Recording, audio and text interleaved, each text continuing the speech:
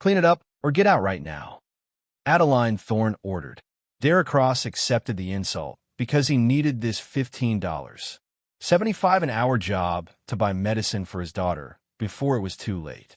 On the 42nd floor, smelling of sandalwood at 3:14 p.m., the rich CO used her power to crush a poor black father. She hated having poor people inside her empire. To survive, Derek had to fight a quiet war against a cruel HR department and false theft charges. Can an old military friend help him get justice in time, now that his resume is thrown on the floor? 9 hours before that moment, Derek's morning started in a small apartment in East Austin. The air smelled like old mildew and rusted pipes. A cheap nebulizer machine hissed on the nightstand. It rattled every few seconds like it might break for good. Derek sat on the edge of a thin mattress. His rough hand moved slow circles on his daughter's back. 6-year-old morning light crept through a thin curtain, gray and weak. Clara curled up small, her chest pulling tight with every breath. "Breathe slow, baby girl," Derek whispered. "Daddy's right here." Clara's eyes were wet and scared. She gripped his shirt sleeve with tiny fingers. Derek glanced at the kitchen counter. One carton of milk sat there, almost empty. Next to it, half an apple had turned brown at the edges.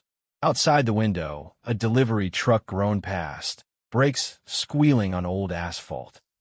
The refrigerator hummed in the corner, a tired sound Derek barely noticed anymore.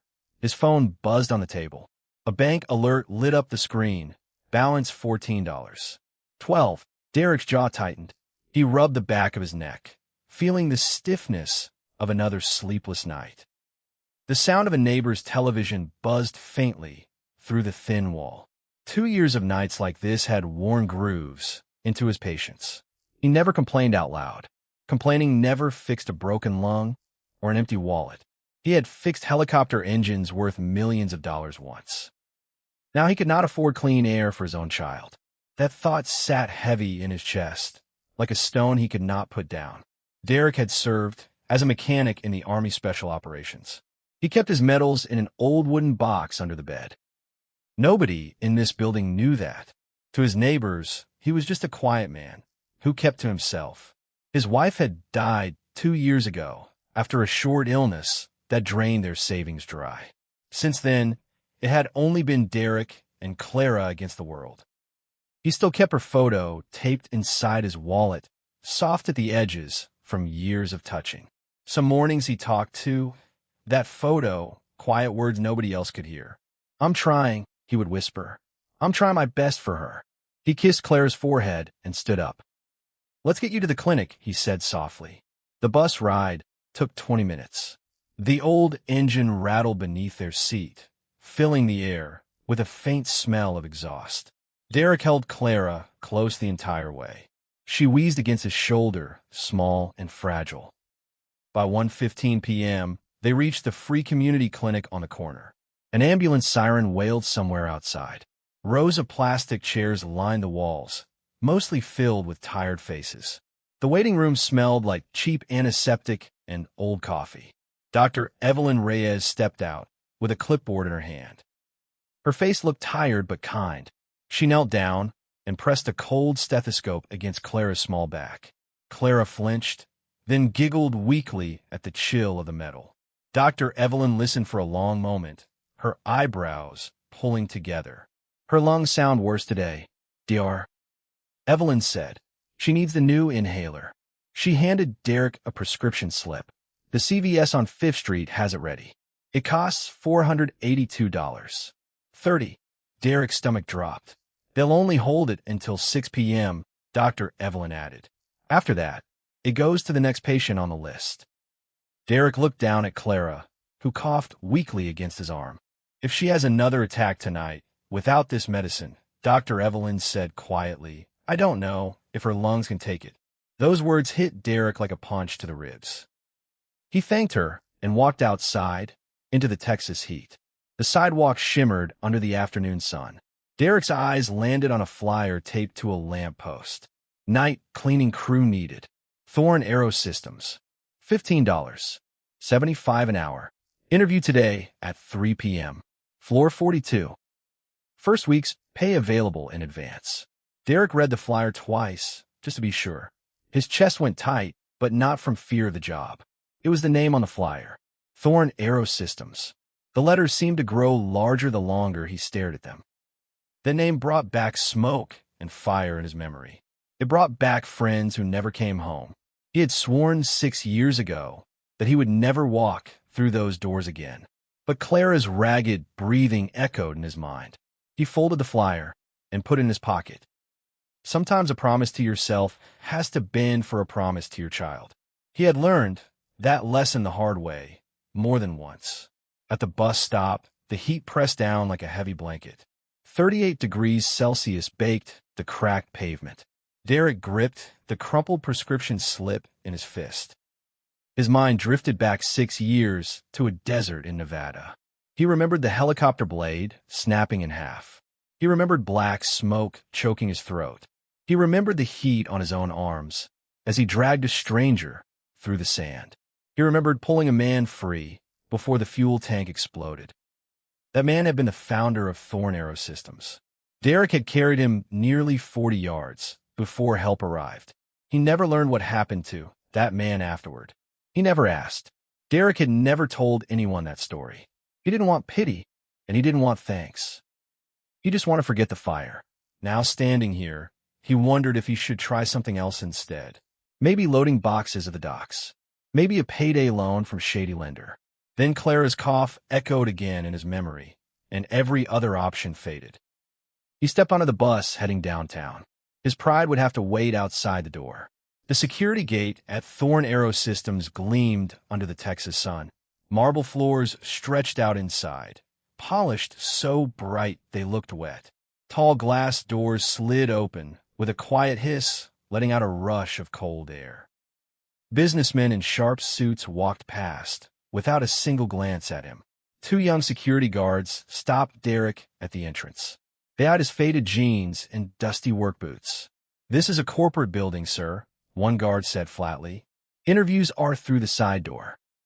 Derek nodded and turned to leave without an argument. Then a deep voice called out behind him. "Hold on. He's with me."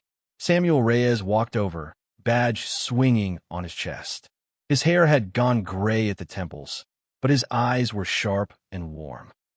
Derek froze for a second, then recognized an old face from years ago. Sal Reyes," Derek said, stunned. "Cross. I heard you got out of the service," Samuel said, gripping his shoulder. "Didn't expect to see you here." They had served together once, before the desert changed everything. Samuel's grip on his shoulder lingered a second longer than a normal handshake. "Man, I thought about you 100 times," Samuel said. "Wondered if you were okay." "Getting by," Derek said, which was as close to the truth as he could manage. Samuel led Derek into a small security office to talk. The little room smelled like old coffee and cardboard boxes. A small fan rattled on the desk, pushing warm air in slow circles. "You need this job bad, don't you?" Samuel asked, studying his old friend's face. Derek nodded once. "My daughter needs medicine tonight." Samuel pulled a folded blue shirt from a supply locker. "Wear this instead," he said. "Cleaner than what you've got on." Derek looked at his own worn hands, calloused and scarred. "You've got the hands of a real mechanic," Samuel said. "Not a lazy man's hands." "But up on that floor," Samuel warned, "they judge people by their clothes, not their character. Keep your head down. Don't let them see anger in your eyes." "I'll try," Derek said, pulling the clean shirt over his shoulders. Samuel studied him for a long moment, like he was checking on an old friend after battle. "You still carry yourself the same way," Samuel said. "Steady, quiet. That hasn't changed." Derek managed a small, tired smile. "Different war now," he said. "Still fighting, though." Samuel nodded slowly, understanding more than words could explain. "If things go bad up there," Samuel said, "you call down to this desk." "I'll pick up." Samuel handed him a visitor badge. "Elevators around the corner. Floor 42. Derek thanked him and walked toward the elevator, his heart pounding harder than he expected. The elevator doors opened, onto the 42nd floor at exactly 3:14 p.m. Cold air hit Derek's face immediately. The hallway smelled like expensive oak wood and sandalwood oil from a diffuser. Sharp afternoon light cut through the glass walls like blades. Somewhere nearby, a printer hummed steadily, spitting out one page after another. A small clock on the wall ticked quietly above a row of framed awards. Derek stepped forward and froze. His own reflection stared back at him from the polished floor tiles. A coffee cup lay shattered on the floor. Dark espresso spread across the pale oak boards, worth $142 per square foot. A young assistant stood frozen, staring at the mess in horror. Then an office door swung open, and heels clicked against the floor. Adeline Thorne walked out in a fitted emerald green dress. Her blonde hair was perfectly styled, her green eyes cold as ice. A thin gold watch caught the light on her wrist, ticking louder than it should. She scanned the hallway and landed on Derek, the only stranger nearby. Her lips curled into contempt. "You, the cleaning applicant," she said, voice sharp as glass. "Clean this up now, or don't bother applying." Derek's jaw tightened, but he stayed calm. He thought of the prescription slip folded in his pocket. He thought of Clara's small chest rising and falling too fast. Adeline yanked a white handkerchief from her purse and threw it at his feet. "People like you," she said, looking down her nose at him, "never understand discipline or cleanliness." Derek knelt down slowly on the cold marble floor. He picked up the handkerchief, embroidered with his daughter's initials, from a different life. He pressed it against the dark coffee stain, wiping it away one slow stroke at a time. Adeline stepped closer, her heel landing right beside his hand. She grabbed his resume folder from the assistant and tossed it onto the wet floor. "Clean it up or get out right now," she snapped, before turning on her heel. She walked away, without a second glance, her perfume trailing behind her like smoke. Derek finished wiping the floor in total silence. He folded the ruined handkerchief and slid it into his pocket. His pride burned quietly under his skin, but he said nothing. He picked up his damp resume and stood back up straight. A few employees peeked from nearby doorways, then quickly looked away. Nobody said a word in his defense. Nobody dared to. Derek told himself it didn't matter. He only needed the job for one night. But somewhere deep down, a small ember of anger refused to go out completely. Somewhere down that hallway, his fight had only just begun, and nobody in that building had any idea whose name was folded inside that damp resume. A young woman rushed over, glancing nervously toward Adeline's closed door. "I'm Brenda. I work in HR," she whispered. "I'm sorry about that. She's like that with everyone." Derek nodded, jaw still tight. "I just need the job." Brenda guided him toward a small waiting area near the elevators. Minutes later, a heavy-set man in a gray suit approached, flipping through Derek's folder. His shoes clicked, with each step polished to a hard shine. "Harold Vance, HR Director," the man said without looking up. "You're desperate for cash, aren't you?" Derek didn't answer, but his silence said enough. Harold smelled of strong cologne, sharp enough to sting the back of Derek's throat. Harold smirked and slid a thin contract across the table.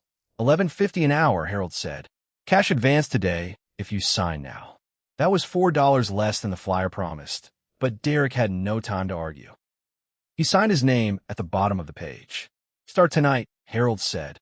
"Hangar B3. Clean everything, touch nothing." Brenda had started at Thorne 2 years ago, fresh out of college, full of hope. She had learned quickly how loudly money could speak in this building, and how easily kindness got ignored. Still, she never stopped noticing the people others overlooked. Brenda frowned, but said nothing in front of her boss. Later, she slipped Derek a bottle of water and pointed him toward a service elevator. "Take the back hallway," she whispered. "It's faster and quieter." Derek thanked her and rode the elevator down into the basement level. The drone testing hangar buzzed under bright white lights. Cold air conditioning rattled through vents overhead, steady as a heartbeat. Machines hummed and whirred all around him. The smell of machine oil and hot metal filled the wide room. Derek pushed his cleaning cart between rows of experimental aircraft. His boots squeaked softly against the polished concrete floor. A young engineer knelt beside a sleek drone called the Vanguard 9, worth $12 million. The engineer muttered under his breath, adjusting a small panel near the rotor. Sweat beaded on the young man's forehead under the bright hangar lights. Derek paused, watching the man's hands move. Something looked wrong with the bearing near the camshaft. His years of military training kicked in instantly. That bearing could fail under high speed, causing the rotor to snap apart. Derek knew that failure. He had seen it before in the Nevada desert. He glanced around. Nobody would listen to a janitor's warning. But staying silent felt wrong, deep in his gut. His pen shook slightly as he wrote, careful to keep every word clear and exact. He grabbed a yellow sticky note from his cart and wrote down the exact problem. He pressed the note under the drone's control panel, out of sight. He wondered if anyone would ever read it before that machine took flight. Then he kept moving, pushing his cart toward the next row of machines. Hours passed in quiet, steady work. Derek mopped floors, emptied trash bins, wiped down glass panels. His shoulders ached, but he kept a steady rhythm, one task after another. Somewhere in the back of his mind, the clock never stopped ticking towards 6 o'clock. He checked his phone every few minutes, watching the clock crawl towards 6. At 5:10 p.m., a red alarm suddenly blared through the hangar. Every worker froze in place, looking around in confusion. Harold Vance stormed in, with 2 armed security guards behind him. "A memory drive is missing," Harold announced loudly. "It holds the Vanguard 9 flight algorithm." $80,000 of technology. His eyes locked on Derek immediately. The other workers backed away, forming a loose circle around them. "You're the only one here without clearance," Harold said, pointing a thick finger at him. Derek's heart pounded hard against his ribs, though his face stayed calm. "I didn't touch anything," Derek said calmly. "I only cleaned." "Save it for the police," Harold snapped. 10 years for corporate theft, unless you hand it over now. The other workers stayed silent, none of them willing to speak up for a stranger. Guards pulled Derek's phone from his pocket and pushed him toward the elevator. His cleaning cart sat forgotten in the middle of the hangar, mop still leaning against it. The clock on the wall read 5:25 p.m. Only 35 minutes remained before the pharmacy closed its doors. Derek's chest tightened as he thought of Clara waiting at home. Without that medicine, tonight could turn into an emergency room visit or worse. He needed a phone. He needed time. He had neither. The interrogation room had one-way glass and a ticking wall clock. Every second sounded like a small hammer striking metal. Derek's wrists ached inside the tight handcuffs.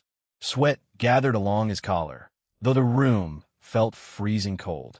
Harold Vance slid a paper across the table. "Sign this confession," he said. "Say you were careless with company property." "Do that, and I won't call the police," Harold added, almost smiling. "But you're fired immediately. No final pachik." Harold leaned back in his chair, arms folded, waiting for Derek to break. Derek closed his eyes for one long breath.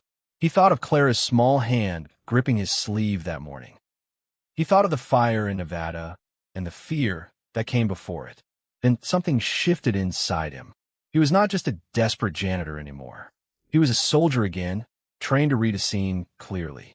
Derek opened his eyes and looked straight at Harold. "The lab door uses a fingerprint lock," Derek said, voice steady. "Encrypted high security. A cleaning crew member can't open that door alone," he continued. "Only your access code works. Security cameras show you entering that lab twice at 4:45 p.m., Derek said. "Not me." Harold's face went pale under the fluorescent lights. His hand twitched toward the confession paper, then stopped. "That's a lie," Harold stammered, but his voice cracked in the middle. Down the hallway, Adeline Thorne walked into the security monitoring room. She had heard about a theft and wanted to sign off on the arrest herself. An assistant handed her Derek's folder, still stained with dried coffee. The paper felt damp and cold under her fingers. Adeline flipped past the front page without much interest. Then she turned to a second page, attached for background verification. A military photo showed a younger Derek in uniform, a medal on his chest. The name below it read, Derek Montgomery Cross. Adeline's hands went completely still. Her mind spun backward through years of memory. She remembered her father's hospital room, the machines beeping softly beside his bed. Her father, before he died, had made her promise something important. He had begged her to find the black mechanic who once saved his life. That man had pulled him from a burning helicopter in the Nevada desert. Her father had left him 15% of company shares in his will. Lawyers had searched for 3 years and found nothing because his military file stayed sealed. Now Adeline realized the truth, and it crushed the air from her lungs. The man she humiliated in the hallway was her family's greatest debt. She had thrown his resume on the ground with her own hands. Adeline dropped the folder and ran toward the interrogation room, heels pounding the floor. It was already too late for a quiet fix. 2 police officers had already handcuffed Derek near the back exit. The metal cuffs clicked shut with a cold, final sound. Harold stood nearby, arms crossed, a satisfied look on his face. He believed the whole problem was finally solved for good. Derek didn't struggle. He didn't argue. His eyes stayed locked on the lobby clock, 5:52 p.m. He thought of Clara alone, with the babysitter, wheezing softly on the couch. He had lost his chance to save her tonight, and the thought hollowed him out. Adeline sprinted down the hallway, breath ragged, voice breaking apart. Her voice echoed off the marble walls, sharp and desperate. "Stop! Let him go right now," she shouted across the lobby. Every employee in the building turned to stare. Phones rose up around the lobby, though nobody dared to speak. A security guard near the door stopped mid-step, frozen in place. Even the elevator chime seemed to pause, waiting with everyone else. Adeline reached the officers, gasping for air. Then, in front of everyone, she dropped to her knees on the marble floor. She bowed her head in front of Derek, tears smearing her makeup. "I'm so sorry," she said, voice shaking. "Please forgive me, Derek Montgomery Cross." She ordered the officers to remove his handcuffs immediately. She turned to security. "Arrest Harold Vance. Theft and false accusation." Brenda stepped forward, holding up a small memory drive. "I found it in his desk drawer," she said quietly. "I should have said something sooner." Harold's face crumbled as guards moved toward him instead. Derek rubbed his sore wrists, watching the scene with calm, steady eyes. "I don't need your apology," he told Adeline. "I need to reach the pharmacy before 6. Adeline stood up fast, snapping her fingers at her driver. "Bring the car around. Now," she ordered. "We're not losing another minute." The black car cut through downtown traffic like a blade. Streetlights blurred past the tinted windows, orange and gold in the fading light. Adeline sat across from Derek, unable to look away from his calm face. "6 years ago," she said softly, "you pulled my father out of a burning helicopter." Derek stayed quiet for a moment, watching the city rush past the window. "I didn't do it for a reward," he finally said. "I did it because it was right." Adeline's eyes filled with tears again, but she didn't look away this time. "My father searched for you for 3 years," she said. "Lawyers, records, everything. He wanted to give you something," she added. 15% of everything we built." Derek shook his head slowly. "I don't need shares. I need my daughter healthy." Adeline wiped her eyes with the back of her hand. "You'll have both," she said firmly, "starting tonight." Her voice no longer carried the cold edge from earlier that day. The car pulled up outside the CVS pharmacy at 5:58 p.m. Derek jumped out and ran through the automatic doors. The pharmacist looked up, startled, holding the small white bag in her hand. "I've got it," Derek said, breathless. "Derek Cross. For Clara." The pharmacist smiled and slid the bag across the counter. "Just in time," she said gently. Derek paid with the cash advance from his very first shift. He walked back outside, into the cooling evening air, medicine held tight against his chest. Streetlights flickered on above him, one by one, as the sky turned deep purple. For the first time all day, his shoulders finally relaxed. The next morning, sunlight spilled warm and golden across a wide office window. Somewhere outside, birds called from a row of young oak trees planted along the sidewalk. Derek sat in a leather chair inside what used to be Adeline's private meeting room. Clara sat beside him, cheeks pink and healthy again, hugging a small doll. Her breathing came slow and easy now, no rattle, no struggle. A pot of fresh coffee sat steaming on a side table, filling the room with a warm smell. Adeline placed a folder on the table, sliding it toward Derek. Inside sat legal papers confirming 15% ownership of Thorn Aerosystems shares. A seat on the company board came attached to the same signature. Derek picked up the pen and signed his name carefully. But his first request wasn't about the money at all. In the layoffs, Derek said firmly, "Starting today, raise pay for every cleaner and security guard at $25 an hour," he added. "Give Samuel Reyes a permanent position with full benefits," Derek said, meeting Adeline's eyes. Adeline nodded, already reaching for a notepad to write it down. "There's one more thing," Derek said quietly. "Set aside 5% of profits every year," he said. "Call it the Clara Medical Fund. For every family that can't afford medicine for their sick child, we're the new fund spread quickly through the clinic where Dr. Evelyn worked." Adeline's throat tightened, and she nodded through fresh tears. "It will be done," she whispered. "All of it." She meant every word, and everyone in that room could hear it. Outside the window, a construction crew worked on a new building down the street. Life in Austin kept moving forward the way it always did. Samuel appeared at the office door, still wearing his old security uniform. Derek stood and shook his old friend's hand firmly. "Looks like we're colleagues now," Samuel said, grinning wide. "Feels strange," Derek admitted, smiling for the first time in years. "Good strange, though." Later that evening, Derek stood on the balcony of a new home. A warm breeze moved through the open door behind them, carrying the smell of fresh paint. Clara stood beside him, watching the Austin sunset paint the sky orange and pink. The city stretched out below them, warm light glowing in every window. Derek placed a gentle hand on his daughter's shoulder.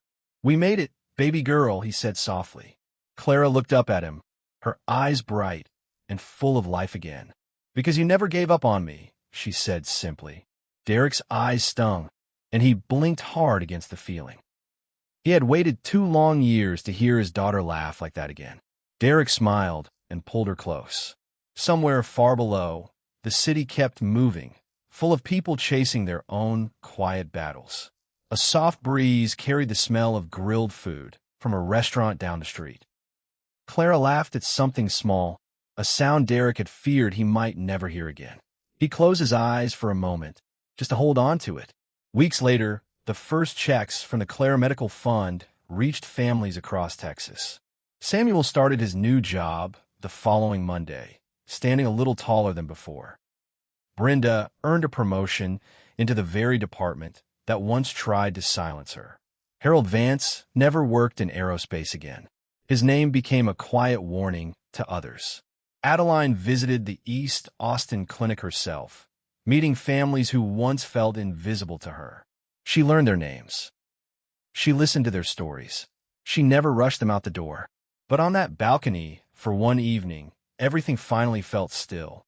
Dignity had outlasted every insult thrown at it, and a father's love had turned out to be worth more than any fortune on paper.